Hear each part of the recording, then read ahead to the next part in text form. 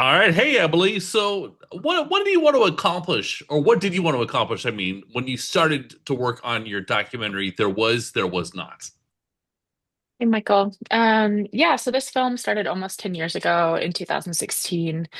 And originally, I was looking at the ways in which women, after a large conflict in kind of a post-conflict society, really hold their families and their communities together, how they can kind of be this invisible glue that keeps the machinery running through care. Yeah, so that was the original intent of the film. And as you know, about 4 years into the filming process, um, a conflict broke out again, and that really changed the course of the entire film. Right. So, yeah, tell me about reacting to that in real time. That must put a monkey wrench in your plans? Yeah, it was definitely a rupture that changed everyone's life that I had been spending time with and building relationships with, as well as my own, as well as the future of this country. And it was kind of this historical moment that we ended up living through. I was there, so this happened in 2020, and I was in the Republic of Artsakh in 2020 filming what I thought was the end of this documentary.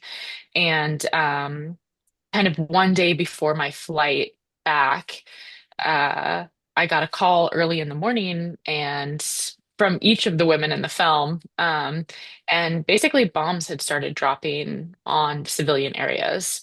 So it was a very dangerous conflict. I'm not someone who's trained in conflict journalism or any of those kind of safety measures. So, actually, learning how to keep myself safe in these situations was a huge learning curve and something that I had to lean on a lot of professionals to kind of understand. But at that time, there was a lot of international journalists who were coming into this place to kind of write these very quick stories for international media about what was happening. And for me, someone who had already been embedded in this place for 4 years, and also as an Armenian, knowing the language, knowing the culture, knowing the history and the context, I felt like I had this very different and important job, which was to actually look at the effect of a conflict like this on real people and what it meant for their real lives. Jeez. So, how take me back, let's rewind a little bit. You want to do a documentary about these specific people. How do you build trust to do that? Yeah. So the film features four women, and they're all from different age groups. They're all in kind of different professional spheres. They have different dreams, different struggles, different things that they're working towards. They truly could not be more different. I think they say this about each other as well. Um, but the one thing they have in common is they have a really deep love for this place. So that's kind of what drew me to each of them. I met them all in different ways. Two of them were actually friends of friends, so they were introduced through a mutual friend. That was very helpful. One, Sose, I met while I was teaching a workshop, a filmmaking workshop with young kids in the capital city, and they wanted to make a film about her, and that's how I found Sose. And the process was really organic. It just involved me spending lots of time in this place, having very open, honest conversations with them about what I wanted to do with the film, how extraordinary I thought they were, how extraordinary I thought this place was, and finding different ways to share autonomy with them in the filmmaking process so that they could trust me. Um, and when the war broke out in 2020, everyone had this feeling of like, we have to document what's happening. We have to tell the rest of the world. And it worked to my advantage that I hadn't come to document the war. I had come to document their lives. And so I think that and the fact that I stayed and we kind of experienced all these unbelievable events together built a very solid bond. Okay. Do you wish Western TV news media talked about the Armenian situation some more? Yeah, absolutely. There's so many things I wish the Western news industry talked about more. I think this conflict kind of fell under a heading for people that was like, there's this small place that's always been in conflict. This was always kind of destined to happen. And that narrative really flattened the kind of uniqueness of these people in this place and their historical connection to it and what it actually meant for them to lose it. There was some sort of kind of historical inevitability built in, I thought, in the way that this was covered.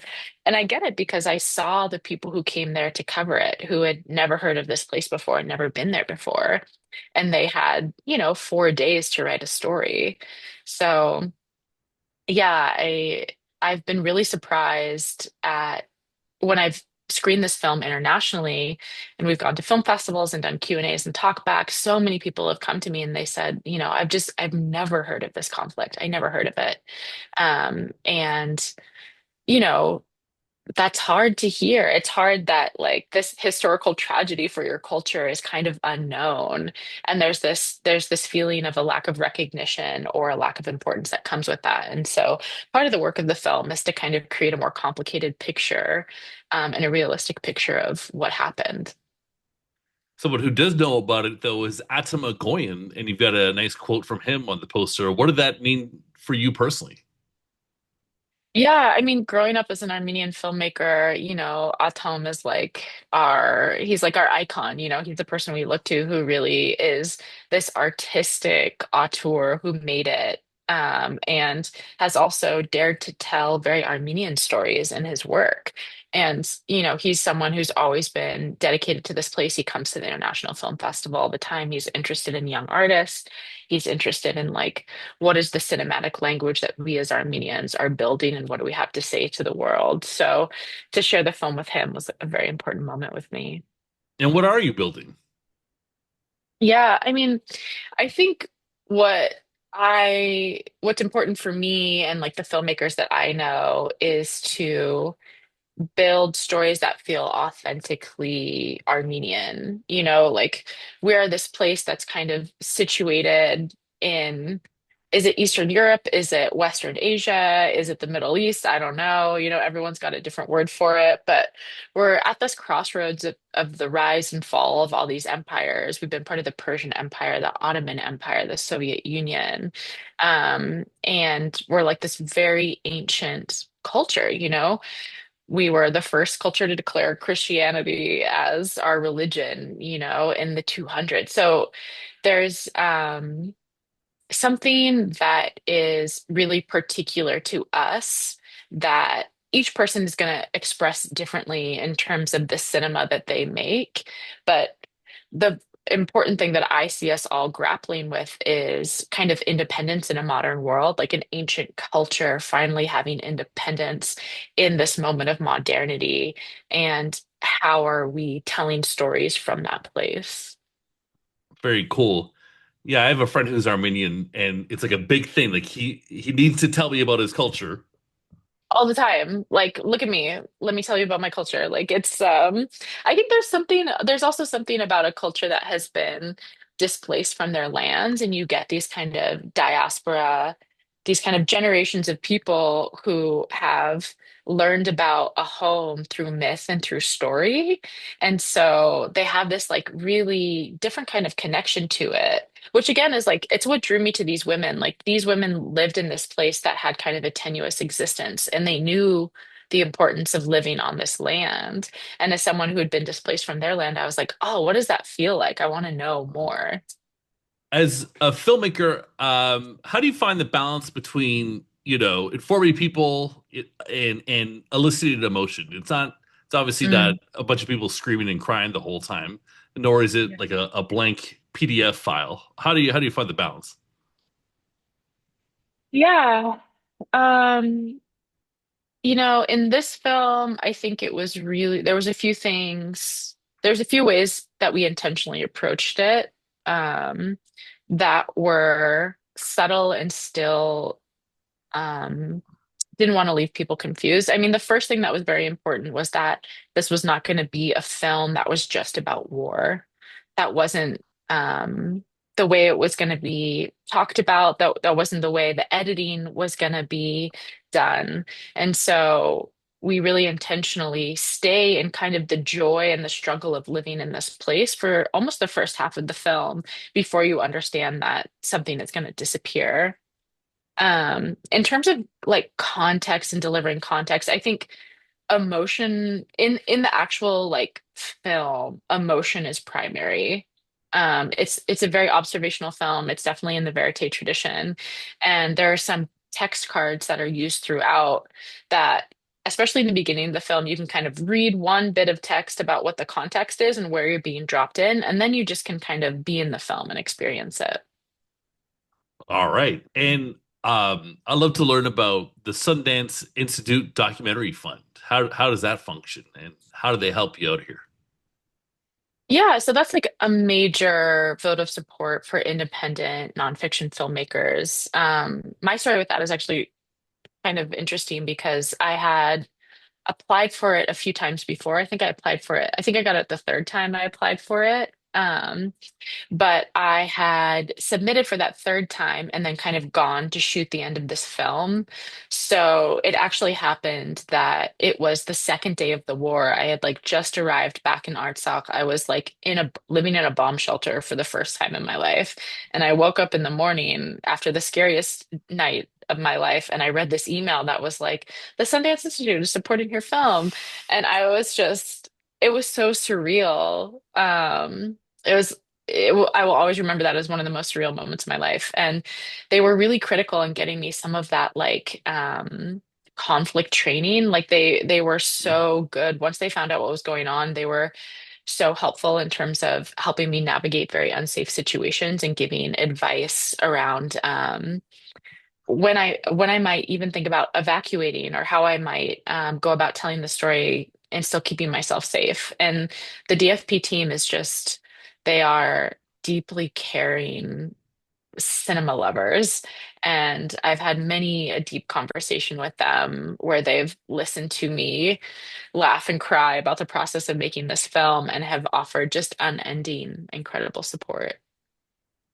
If someone is watching you right now and they are a younger person, or maybe they're not even a younger person, but they're compelled to do emotional or informative storytelling, whether it's fiction or documentary, what would you tell them about the film festival circuit and how it's important or not? I mean, I think it's changing a lot right now. We're in such a kind of seismic moment in the industry. I think there's something very interesting when you're doing like personal emotional storytelling and you're really crafting an artistic film. The minute that it goes out into the festival circuit is kind of this strange moment where your creative work that you've been doing kind of in isolation and really for yourself, and trying to achieve something very particular meets a public facing audience and an industry. And I think it can just be a really painful process, actually. I think it's really, it's kind of like a birthing of sorts where you're like inviting your child into the world, but you don't really have control over how they're going to experience it or how it's going to receive them. So, I think after going through that for a year and a half, there's a lot of distance, and I feel like very there was a necessary part of that process that had to happen, and the ability to share it with so many people has been such a privilege. But I think just knowing that that's a really crunchy moment, like that's a really hard moment that every artist has to experience when their work hits the world, and it's kind of out of their hands how it's going to be seen. It's now in the hands of every individual audience member. Would you return to the sci-fi genre? I am and always will. Absolutely. Yeah. I'm working on a speculative nonfiction anthology right now, that was just supported by Creative Capital. That's all about featuring the stories of parents and caregivers from the Swana region.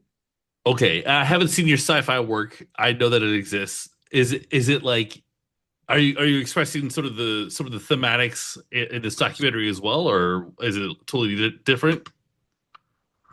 I think in a sense, imagination is science fiction. And for me, like the political end of speculative work is to be able to imagine a better future. So I think working with women and really privileging what they see as a better world and what they can imagine is in a way speculative work. Okay. What's your favorite sci-fi like franchise? Oh, that's so interesting. So many, man. I mean, like it moves and changes. I'm currently rewatching Watchmen, the series on HBO, because it's just like I think it's one of the most incredibly written episodic uh franchises. Andor, this last season of Andor was like bonkers good. I was like, wow, we're talking about Palestine, we're talking about the world. I'm feeling all of the emotions. And I mean, as a kid, I was obsessed with the Foundation series by Isaac Asimov, but I didn't love the TV interpretation of it. I could go on. No, no, that's great. I love it. And maybe in another interview in the future, I'll get to learn more about all your takes on the sci-fi genre. But thank you so much for Great. your time today, talking about There Was and There Was Not. Emily, what's the final thought we're going to end this interview with? Just that I hope folks will find a way to see the film. It'll be released digitally with Watermelon after its US theatrical release over the next few weeks, and I'm just really excited to share it more wider. I think it has these four women in this film have a lot to teach us about how to deal with the current moment that we're in our world and how to be strong and resilient. Okay, well, thank you so much for your time. Thanks, Michael.